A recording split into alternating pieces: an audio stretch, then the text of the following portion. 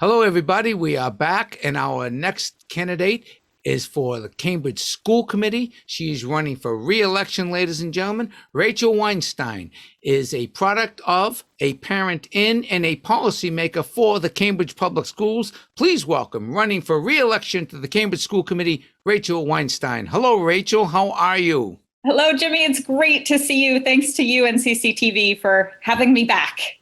We love having you back. Thanks so much for joining us. But I have to ask, like I ask everybody who, when we start these conversations, Rachel, we're in the middle of a pandemic. It's been a stressful time. Why are you running for re-election to the Cambridge School Committee?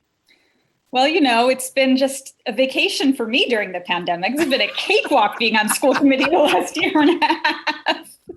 I'm a glutton for punishment. No, in all seriousness, I will say, serving in the midst of multiple pandemics, I would say, the pandemic of racism as well as the pandemic of COVID-19.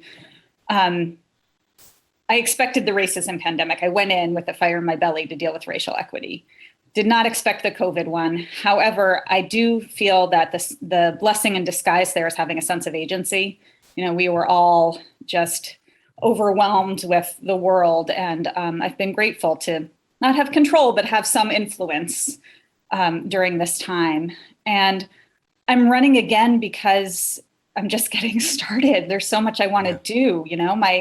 My passion for racial justice continues. I think we've done a good job of handling the public health work.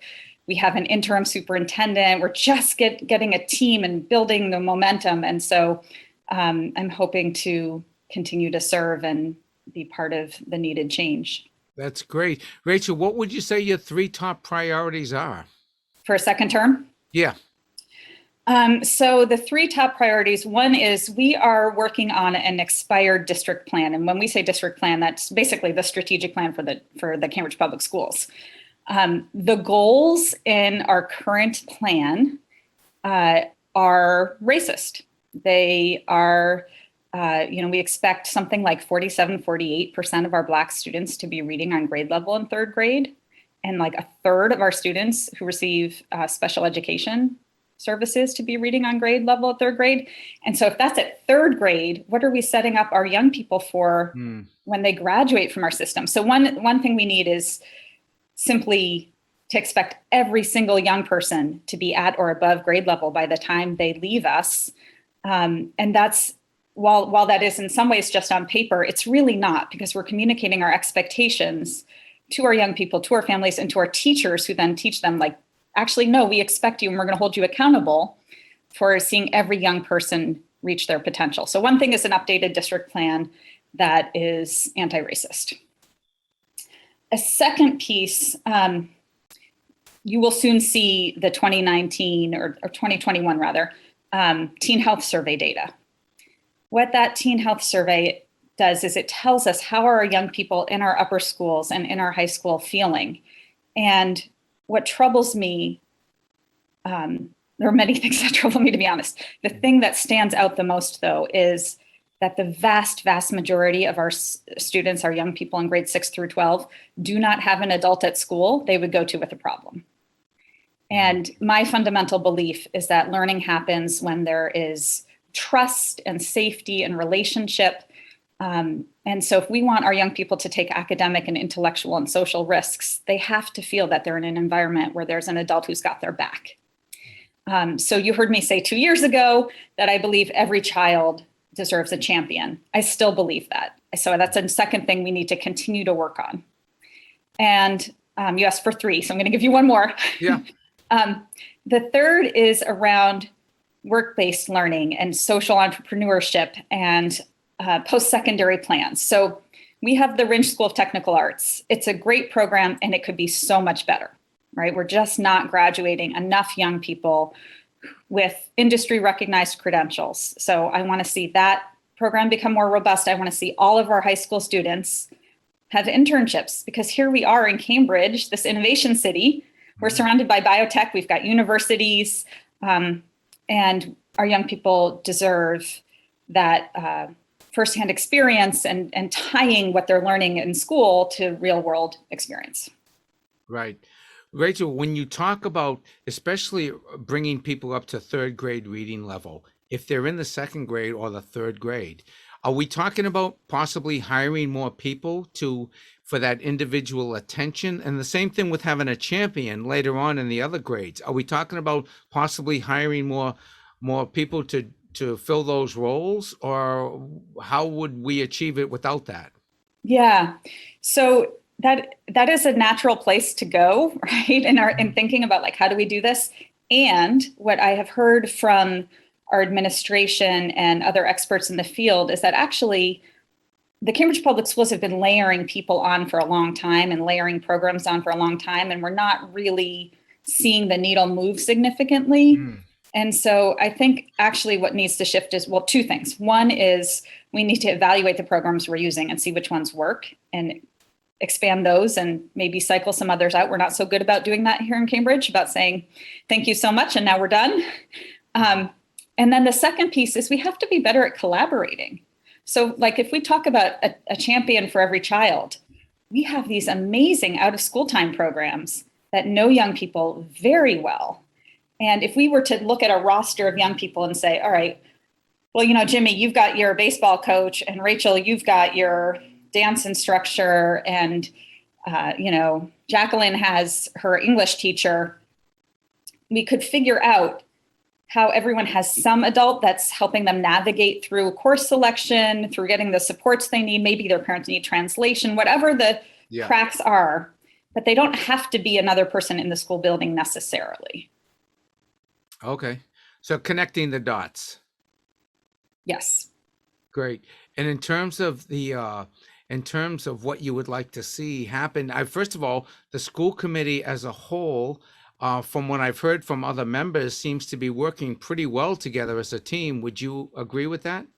I would. I would say we're a pretty collegial bunch. And I'm really proud of the fact that I have co-sponsored a piece of policy with each of my colleagues. There's no one I haven't collaborated with, which speaks well of the body, not just of me, right? Right. Yes. And what would you say you're most proud of your first term working on, and in terms of accomplishments or collaboration? Yeah. I know you're very modest, so. You're kind. One of the things I am proud of is when Dr. Salim, the previous superintendent, let us know he was going to be stepping down. We learned that school committees have the authority to just appoint an interim. And I was able to say to my colleagues, we can do that, but we shouldn't. We should have a community process. This is a really important role. And they approved a plan that I proposed, which was essentially to work with a group of students, a group of families, a group of educators and out of school time professionals, centering students who have individualized education plans, families who are English learners, Black and Brown educators and kids. And they designed interviews, we televised them, we collected feedback from the community, and that showed our finalists that Cambridge isn't just saying we're anti-racist on our website, we're going to walk our talk. And so Dr. Victoria Greer, who is our interim, she came in knowing we're serious about this. So I'm proud of proposing that, seeing it through, and the result that it led to. Great. How do you feel about the, are you confident with the new superintendent coming in? Do you feel good about that choice? Yeah, so far so good. I mean, I think Dr. Greer has done a great job of reaching out to many parts of the community, making sure she's meeting everyone early on. And also the other thing that I will say is really critical, she has made the time to meet with the committee to say, what are our shared goals? And to me, this is what we need. We need to be rowing in the same direction. It shouldn't be school committee administration, but like, what are the shared goals? How are we going to drive towards them together? So I am cautiously optimistic. Great. And do you think we're ready to get back into the classroom? We are at about 40 seconds before our final statement, but do you think we're ready to get back into the classroom, and or we are in the classroom? How is it going? We are in the classrooms, and I will say I have been the most vocal and first school committee member to be in support of vaccine mandates, and that's part of why we are allowed to be back in the classroom. We're keeping our community safe because the staff is vaccinated, and soon the students who are eligible will have to be vaccinated. So yes, it makes such a big difference to be in person.